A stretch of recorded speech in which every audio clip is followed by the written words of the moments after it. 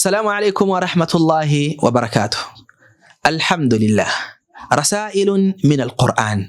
Ujumbe kutoka ndani ya kitabu chake Allah subhanahu wa ta'ala, Quran. Allah anasema kwamba ndani ya kitabu chake, waja'alani mubarakan aina ma kuntu.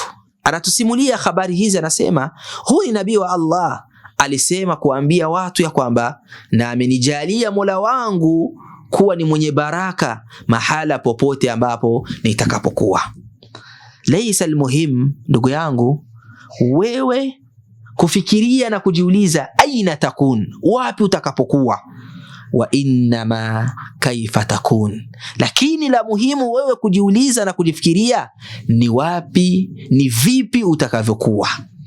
Al-ma'danul asil, malezi na chimbuko ambalo liliokuwa jema na liolizuri, ambalo mtu alioleleka kwalo na akakulia kwalo, la tughayyiruhu layam, kamwe haliwezi hili kubadilishwa na masiku. Au kwa maana nyingine, aliyekuwa mtu mwema daiman, kamwe hata itokee hali gani, wema wake hauwezi kubadilika. Kuwa kwako mwema hakuwezi kubadilika. Fala yaziduhu alghina walmansib washahadat illa tawadu'an. Hata akipata utajiri, hata akapata vyeo vilivyokuwa vikubwa, akapata hata shahada zilizokuwa kubwa, nafasi ile aliyoipata haitopata kumzidishia isipokuwa ni kujishusha, isipokuwa ni utulivu, isipokuwa ni maadili na malezi aliyokuwa mazuri. Wal khabith khabith, na aliyekuwa mbaya, khudha qaidan, hifadhi na uzingatie, na mtu aliyekuwa mbaya hata kama atakuwaje, ubaya utazidi kuwa ni ubaya kwake vile vile.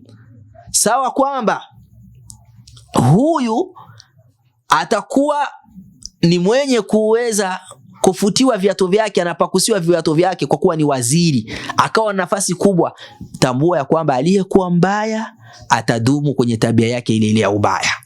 Fi sijni, ili tupate ushahidi zaidi, ili alipokuwa katika jela Nabii Allah Yusuf alayhi salam, qalu li Yusuf alayhi salam, sikiliza, walisema ndio kumwambia Yusuf, inna naraka min almuhsinin.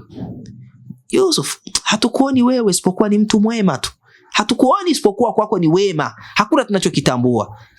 Taib, huyu wema wa Yusuf uliishia tu pindi ambapo alipokuwa jela akaishi na watu vizuri na mengineyo? La, hapana. Bali Allah anasema ndani ya Qur'ani ya kwamba wa ala kursi almalik, alipokuwa juu tayari amekuwa ndiye mfalme, waziri, amekuwa ni mwenye kuhukumu na ana cheo na ana kauli. Watu walikuja tena wakamwambia, inna naraka min almuhsinin, hatukuoni kwako isipokuwa ni wema wako tu peke yake. Falidha an-nabilu yabqa nabilan haythuma kana, aliyekuwa mwema, aliyekuwa waheri, aliyekuwa mzuri atabaki kuwa tu ni mzuri. Na si pesa zinazobadili watu, bali pesa zinadhihirisha, au mapato na chochote kile kinadhihirisha asili ya tabia ya mwanadamu. Hivyo ndivyo wakasema Waswahili ya kwamba pata tukujue. Wassalamu alaikum wa rahmatullahi wa barakatuh.